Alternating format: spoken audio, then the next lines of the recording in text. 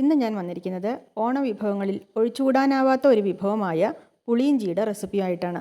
ഇത്രയും പുളിയാണ് ഞാൻ പുളിയിഞ്ചി ഉണ്ടാക്കാൻ വേണ്ടി എടുത്തിട്ടുള്ളത്.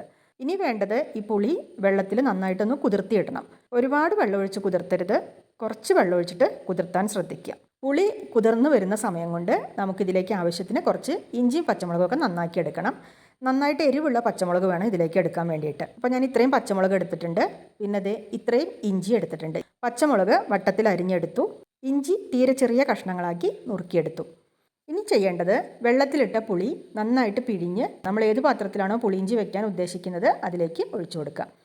2-3 പ്രാവശ്യം പുളി ഇങ്ങനെ പിഴിഞ്ഞൊഴിക്കാം, എങ്കിലേ നമുക്ക് ആ പുളിയുടെ സത്ത് മുഴുവനും കിട്ടുള്ളൂ.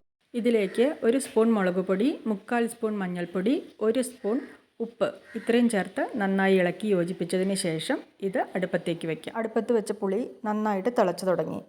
ഇനി ഈ പുളി വെള്ളം ഒന്ന് വറ്റിയിട്ട് ചെറുതായിട്ടൊന്നിങ്ങനെ കുറുകാൻ തുടങ്ങുന്ന ഒരു സമയമുണ്ട്. ആ സമയത്ത് അരിഞ്ഞു വെച്ചിട്ടുള്ള ഇഞ്ചിയും പച്ചമുളകും ഇതിലേക്ക് ചേർത്ത് കൊടുക്കണം. അപ്പോൾ അത് ഇഞ്ചിയും പച്ചമുളകും ചേർത്തിട്ട് 5 മിനിറ്റും കൂടെ ഒന്നിങ്ങനെ തിളപ്പിച്ചെടുത്തു. അപ്പോൾ അത് കുറച്ചും കൂടെ ഒന്നിങ്ങനെ കുറുകി വരുന്നുണ്ട് കേട്ടോ. ഇനി ഇതിലേക്ക് ചേർക്കേണ്ടത് ശർക്കരയാണ്. ഇത് ശർക്കര പൊടിയാണ്. 200 ml കപ്പിന് 1 കപ്പാണ് ഞാൻ ചേർത്ത് കൊടുത്തത്. ശർക്കര ചേർക്കുമ്പോൾ ആദ്യം കുറച്ച് ചേർക്കുക, പിന്നീട് അതിൻ്റെ ടേസ്റ്റ് നോക്കിയിട്ട് മധുരം കുറച്ചും കൂടി വേണമെന്ന് തോന്നുകയാണെങ്കിൽ കുറച്ചും കൂടി ചേർത്ത് കൊടുക്കുക കേട്ടോ. സാധാരണ പുളിയിഞ്ചിയുടെ ടേസ്റ്റ് എന്ന് പറഞ്ഞിട്ടുണ്ടെങ്കിൽ മധുരവും പുളിയും എരിവും എല്ലാം സമാസമം നിൽക്കണം. അപ്പോഴാണ് പുളിയിഞ്ചിക്ക് കറക്റ്റ് ടേസ്റ്റ് കിട്ടുക. ശർക്കര ചേർത്തതിന് ശേഷം പുളി നന്നായിട്ട് വെന്ത് കുറുകി വന്നു കഴിയുമ്പോൾ അതിലേക്ക് 1 ടീസ്പൂൺ കായപ്പൊടി ചേർത്ത് നന്നായിട്ട് ഇളക്കി യോജിപ്പിച്ചെടുക്കുക.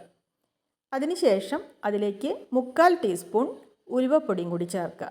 എന്നിട്ട് വീണ്ടും നന്നായിട്ട് ഇളക്കി യോജിപ്പിക്കുക. ഉലുവപ്പൊടിയും കായപ്പൊടിയും ഒക്കെ ചേർത്തതിന് ശേഷം പുളി നന്നായിട്ട് കുറുകി വരുന്നത് വരെ ഒന്ന് തിളപ്പിച്ചെടുക്കണം.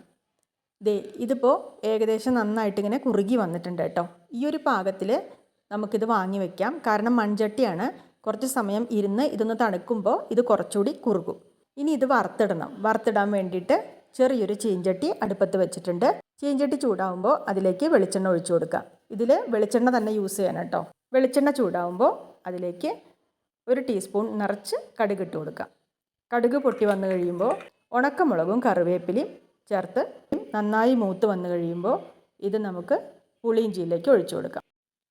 എന്നിട്ട് ഇത് നന്നായിട്ട് ഇളക്കി യോജിപ്പിക്കാം. പുളിയിഞ്ചി തണുക്കുന്നത് വരെ നമുക്കൊന്ന് വെയിറ്റ് ചെയ്യാം. അപ്പോൾ ദാ ഇലത്തുമ്പത്ത് വിളമ്പാൻ പാകത്തിന് കട്ടിയിൽ നല്ല ടേസ്റ്റിയായ പുളിയിഞ്ചി തയ്യാറായിട്ടുണ്ട്. അപ്പോൾ ഈ ഓണത്തിന് ഇതുപോലെ എല്ലാവരും ഒന്ന് പുളിയിഞ്ചി ഉണ്ടാക്കി നോക്കൂ കേട്ടോ.